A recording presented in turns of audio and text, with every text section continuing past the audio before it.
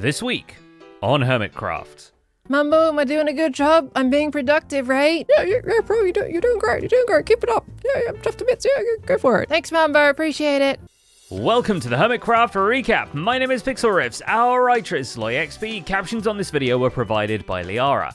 And if Hermitcraft wasn't already a popular Minecraft server, it certainly will be after Mojang adds those new trees, huh? Jokes aside, considering the server has gone all out with terraforming and building so far in Season 11, it'll be exciting to see what new wood types and finally having access to autumnal bushes will do for the aesthetics of the landscape in just a few months' time. As well as wool, stairs, and slabs, which is something that a lot of people have wanted for a very long time. Now let's put those jokes back in front of us as we take a look at all the events and mishaps that occurred on the Hermitcraft server this week. Starting with good times with Scar, who is not constantly taking damage from the Whack-A-Scar machine. In fact, the bar for the indefinite Scar suffering seems to have reset since the last time we saw it, which is a little bit scammy. Almost like a robbery. Scar does actually try out the him-killing contraption, which of course kills him, so that's diamonds well spent. Oh no, I broke myself. I think I broke myself a long time ago, but I definitely broke that metaphorical self there. Oh dear. Luckily, there is not anywhere he'd rather be storing them anyway. At least, not yet. Because Scar's promise of the great Hermitcraft banking system is closer to fruition than ever. The piggy bank of the shopping district is no longer just a single wall with a pirate ship in it. Scar has built the bossy interiors of the place, and yes, has cleaned out the pirate ship that Cubvan and Ijevin left him. Even left the wet sponges back at Ijevin's shop so he can have his water back. He didn't even put them back in the box right. Are you kidding me, Scar? Take that, Jev. You could have dried them off some, you know. What's ironic, however, is that now Scar needs some qualified redstone engineers to truly bring his vision of the bank to life, and he would have one with him the entire video if it wasn't just a cardboard cutout. I rigged up this minecart that would go back and forth, mimicking Mumbo when you're talking to him, but sadly you can't put an armor stand in a minecart. Meanwhile, customers for the bank are eager to make their deposits, so much so that Joe Hills leaves his entire checking account on the ground outside. What if somebody sees all this wealth?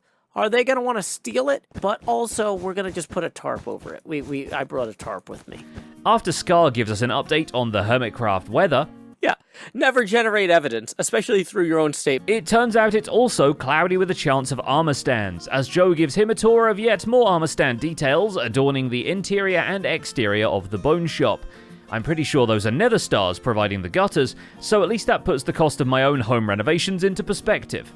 With the rainwater dealt with, Joe helps Scar unflood the bank, or at least break down the glass walls of the tank, as an act of compassion, which he argues we should all be doing more of, especially after reading that the Pope would be morally opposed to the Whack-A-Scar contraption. And if there's still a fire, despite all this water being freely moved around, Joe at least has a fire escape now. Also, I gotta say, I love this hole over here that just mobs can pour out of all the time. It's a bit of a safety feature. The server's fire marshal has yet to give it a formal inspection, but she's been too busy looking at XP Crafted's new hot tub. What's coming out? And between them, they briefly contemplate setting Hypno's base on fire, but sometimes control burn forest fires are necessary. You know what else is on fire? False Symmetry's banner design skills. Pearl is so impressed with the examples that she buys some banners for the newly designed fire station interior, which also has the approval of the Mumbo cardboard cutout. I'm chuffed to bits, currently somewhere in France. Thanks, Mumbo. Scar and Cub drop by to procrastinate and spectate too, which means at least the Copper Golem attendant gets some protective headgear. Pearl time-lapses the rest of the interior until it's ship-shape, which is ironic considering the fire station is right next to the bank. Appreciate your assistance. Oh, don't worry about it, pal. It was all good. Just offer him some emotional support. XP Crafted's aforementioned hot tub is actually a decorative smelter, with a little dash of inspiration from Tinker's Construct, but with copper golems just designed to look busy serving up items from one chest to another. Pearl isn't the only visitor. Corrales swings by while XP is trying to figure out a conveyor belt design for an adjoining room. Despite the fun of putting a copper golem on a permanent slot car track, XP eventually decides to use invisible armor stands to hold up black carpet as a conveyor while allowing yet more armor stands, this time holding blocks, to freely float in water streams concealed below. It doesn't just convey blocks, it also conveys joy.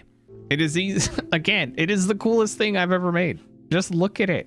It's so mesmerizing. Keralis is very impressed by XB's conveyor belt, but he has a much more direct method of transporting blocks somewhere, namely a catapult. Was my favorite for a brief moment, but then I was like, looks amazing having those, but it also looks like a lowrider. Though clearly an inferior siege machine to a trebuchet, multiple catapults have been added to Keralis' Roman city, along with a whole shoreline dedicated specifically to a military camp.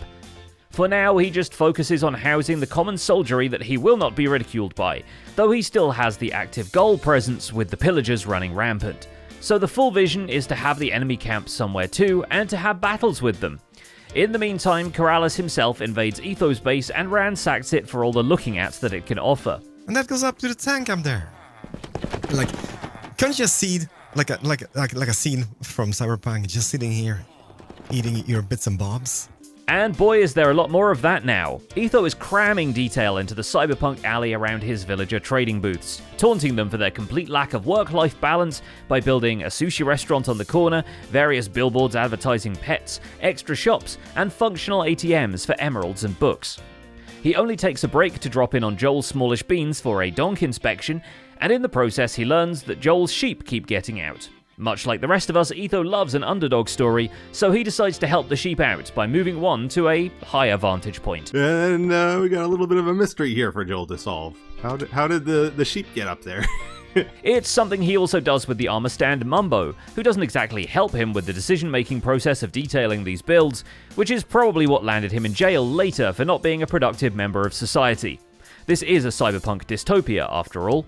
There are neon lights, parkour challenges, and back alley sugar deals around every corner. It's no surprise Etho needs to escape the bright lights of the city for the shopping district, where his latest craze is Doc M's Whack-a-Shulker game. It's a little goofy, but basically health is very important to the society.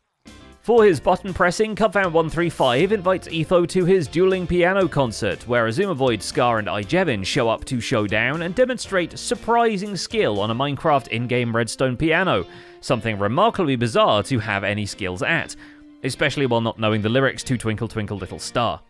Click, clack, clicky, click, clack, clack, click, clack, clicky, clack, clack. Click, clack, click, clack, clicky, clack, clack. Pam, pam, pam. Bonjour! So I did the. Dang. I did it Honestly, right that time. I gotta go Scar on this one. That was avant-garde right there. Who's Avon? The comments were helpful enough to point out that the instrument was out of tune, so that luckily got fixed before the High Noon Hootenanny. Cub even took the time to install a bubble elevator to the base from the Nautilus Cove for the convenience of those arriving by squid. And also his resident villager population has been moved around to free up more space for base infrastructure, so you can be sure they got an earful of the concert. And really, with how villager moving is, they probably got an earful a few times before that. We wanted to maximize mobility around here, and then of course you can just Wacha! And shock the villagers, right? The marine musician Ijevin, in the meantime, is hard at work relocating most of his base, as long as you count his base as the sea. After redoing the ocean floor of his pirate bay in mud blocks, then changing his mind and swapping it back to stone, Jevin has now pulled the plug on the whole thing and is draining the bay of its water. And I know you're thinking, Jevin, that's insane. And to be fair though, guys, like, you gotta remember that I'm also insane. Kind of works out, right? The plan is actually to delegate the scrubbing to the flying machine, but to make sure that the water levels don't just rejuvenate themselves back, Jevin decides first to zone out the main bay area. That way he can drain the tricky squiggles of the shoreline by hand and by sponge, and leave the more rectangular edges to the slime Roombas. Overall, there was only really a couple sections that were really bad. It was just mostly time consuming because I had to go back to the nether so many times to dry my sponge. Mumbo, Jumbo, I am hungry. I feel like that's a line from Shrek.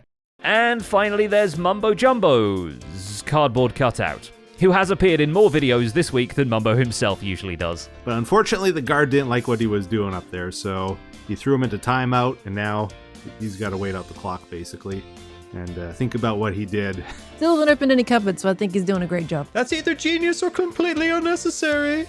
You're trying to help me, Mumbo. Oh, right. I'm just a little spoon. Position. He's deafened. Is he gonna unmute? This is rather awkward. Okay. No, Mike, gotcha. And that's about it for this week's recap. Our writer is SloyXP and my name is Pixel Riffs. Captions on this video were provided by Liara. Don't forget to leave a like while you're still here and subscribe so you won't miss future recaps. Thanks for watching, and we'll see you next week.